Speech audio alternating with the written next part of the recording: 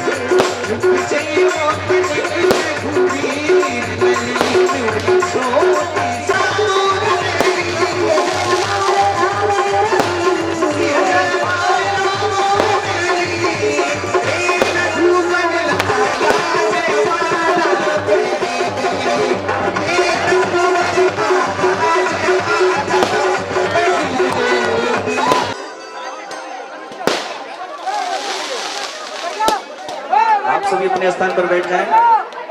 विवाह में खड़े होकर आनंद नहीं मिलता है। अभी कथा बाकी है, सभी विराज जाइए, बैठ जाइए, विराज जाइए। अभी तो परशुराम महाराज जी आए नहीं, पहले ही खड़े हो गए सब।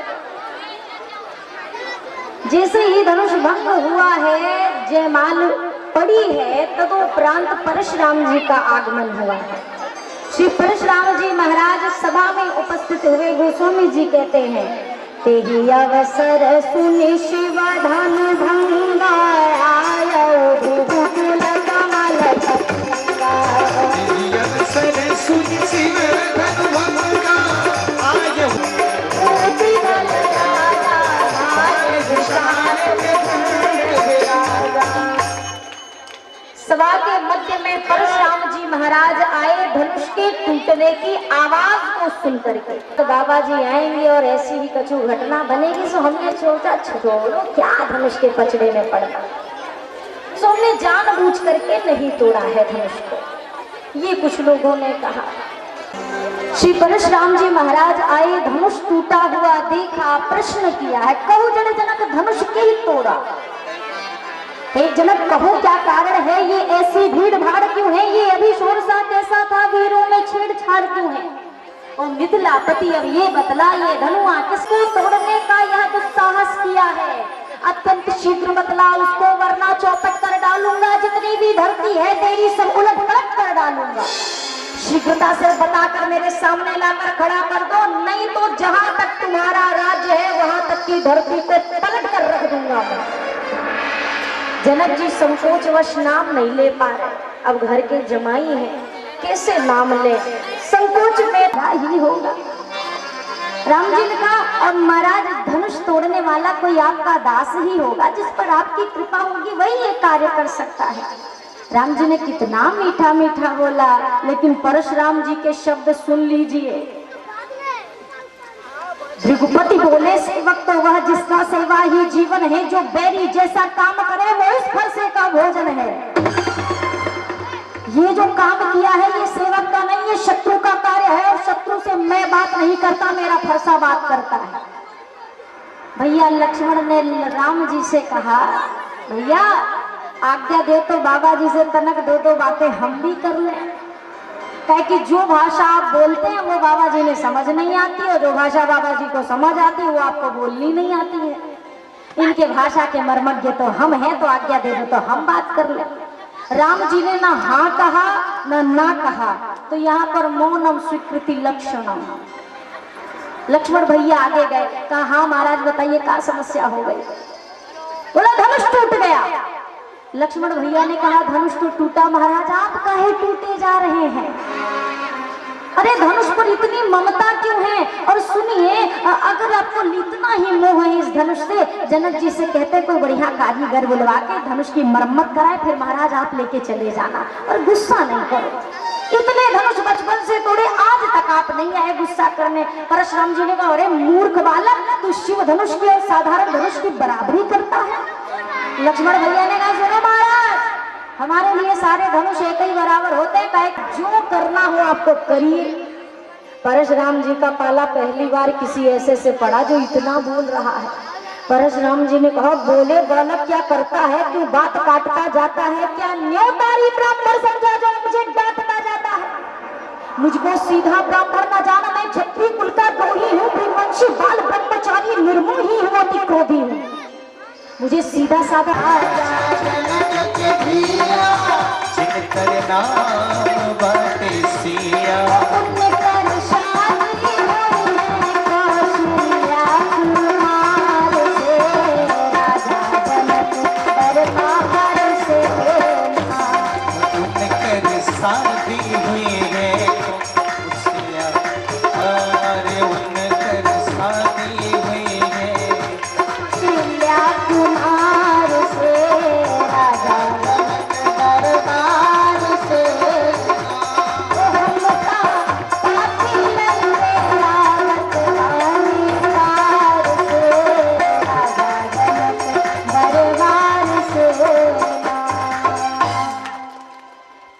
लेकर जब दूत पहुंचे, श्री दशरथ जी महाराज के हाथों में पत्रिका दी है। दशरथ जी ने जब पत्रिका पढ़ी, रनिवास में सूचना फैलाई।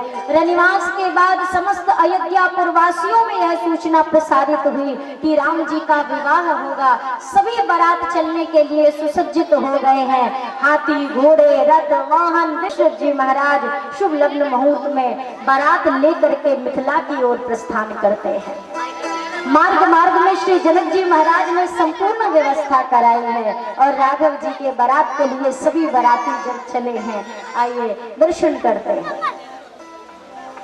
राजा जनक जी की सुंदर बेटी अवाती, अरे ब्याहन चले हैं श्री राम हो।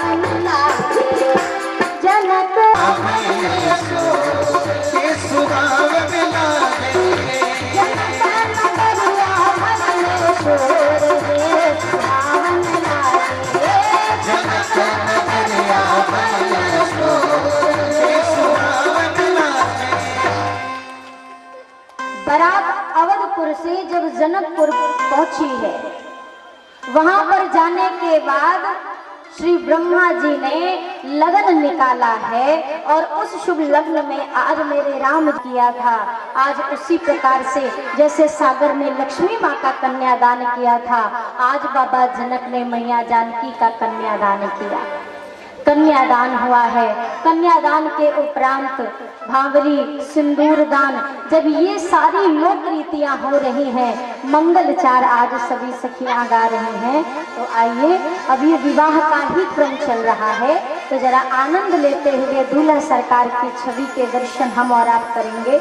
और देखिए, सबके हृदय की अभिलाषा मुझे अच्छे से पता है, और अभिलाषा को पूर्ण करने का एक समय होगा, है ना। तो आइए, पहले ठाकुर जी का मिथिलापुर धाम में लोक रीतियां चल रही हैं, सभी वैदिक परंपरा के हिसाब से राघव जी का विवाह हो रहा है।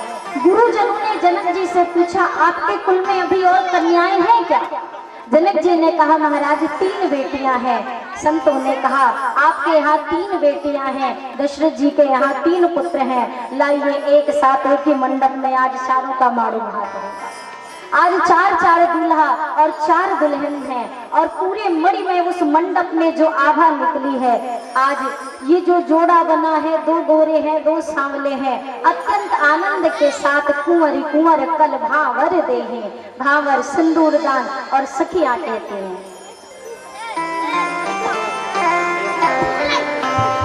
कौने रंग धोतिया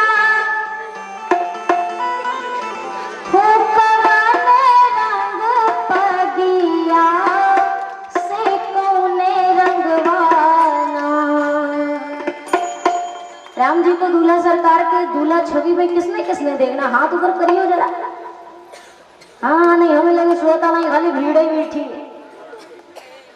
कौन रंग धोतिया कौन रंग पगिया से, कौन रंगवाना हो कि कौन रंगवाना, दुल्हा राम के सुरतिया से संग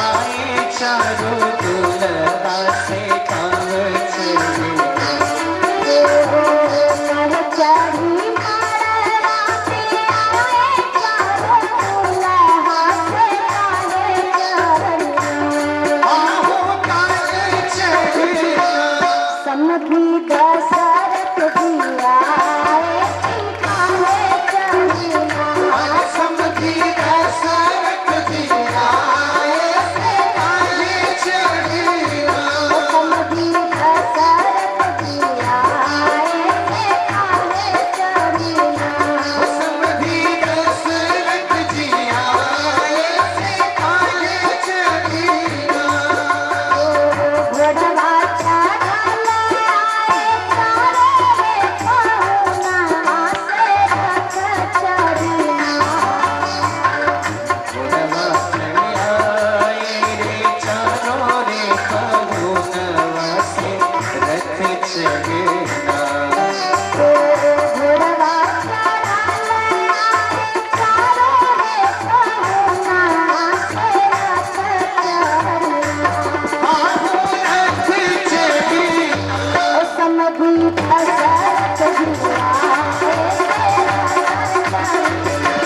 समधी दशरथ जी आए रथ चढ़िया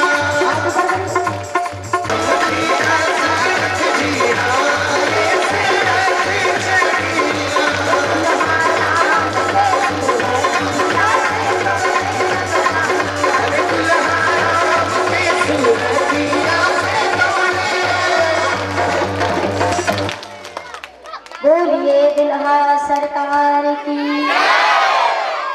आप लोगन पे से हमारा भरोसा गया है उठ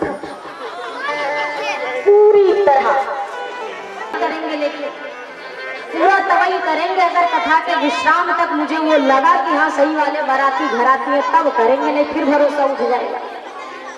पहले हाथ ऊपर करो, बाराती कितने बनने वाले। अरे विधाता कुछ तो घराती रहो, स्वागत कौन करेगा। अच्छा घराती हाथ ऊपर करे, बड़ी दुर्दशा। तो चलिए अब बढ़िया आनंद उत्सव के साथ अब भैया माताओं बहनों भाइयों बच्चों सब अपने अपने जगह पे ठाड़ रहना है, कोई इधर उधर नहीं, सब अपने जगह पे बढ़िया से आनंद के साथ, कोई इधर उधर नहीं। बोल दुल्हा तेरे भगवान की शादी है, राम की शादी है मेरे भगवान की शादी है आज मेरे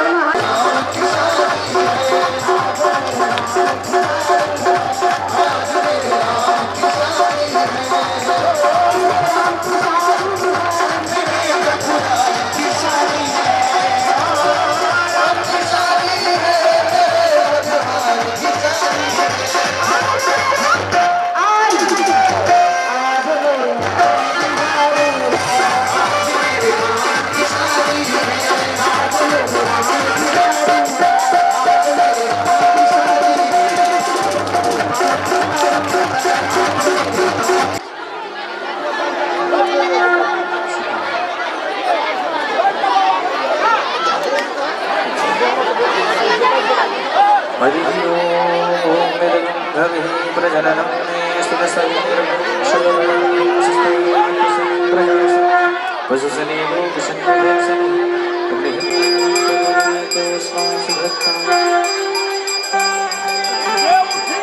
चारों दुल्हा की आरती उतारूंगी सखी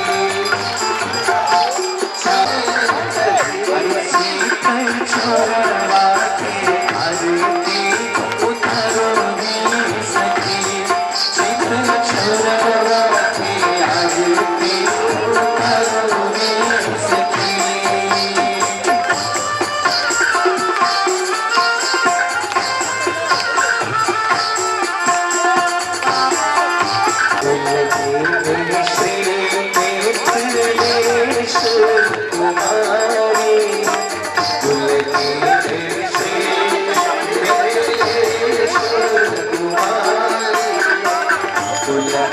दुल्हा